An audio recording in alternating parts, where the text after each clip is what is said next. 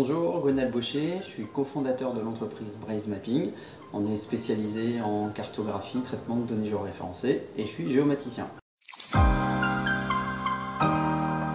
Alors Braze Mapping est une entreprise qui propose des solutions de cartographie en 3D.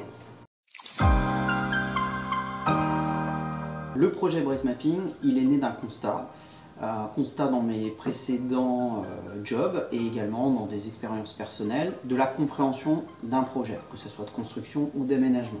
On produit des plans, mais bien souvent ces plans ils sont mal compris ou incompris et ça provoque vraiment des vrais problèmes pour la réussite de ce projet.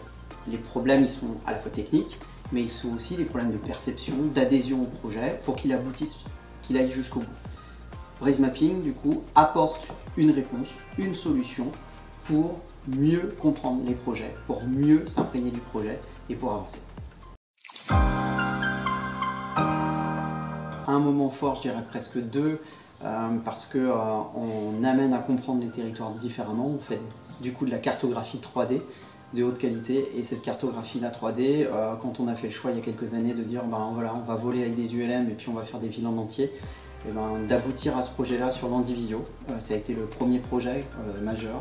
On a cartographié en 3D toute la ville de l'Andivisio et on peut s'y déplacer. Et le deuxième projet vraiment majeur, il date du printemps à une autre échelle. Donc au lieu d'être grande ville comme l'Andivisio, là on est sur la commune de Plouran, qui est pas loin d'ici. Et c'est de finir une réunion avec des applaudissements en présentant la maquette 3D où chacun peut manipuler et se promener dessus. Et le maire qui dit à la fin, comme les habitants, que ça va au-delà de leurs attentes en compréhension. Je pense que le challenge est voilà, il est remporté. Alors chez nous, l'innovation, c'est le fait de ne pas faire comme les autres. C'est de se donner le droit d'oser des techniques nouvelles, c'est d'oser pousser les murs et c'est d'oser tester des nouvelles façons de penser, de représenter l'aménagement de demain.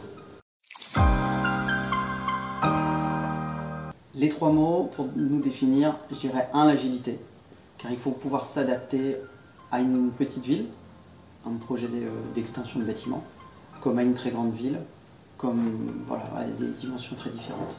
L'enthousiasme, parce que qu'on soit un agriculteur, qu'on soit un industriel ou dans la protection de l'environnement, tous les sujets sont hyper intéressants pour nous. Et le dernier, l'engagement, parce que c'est co-construire avec le client et avancer avec lui.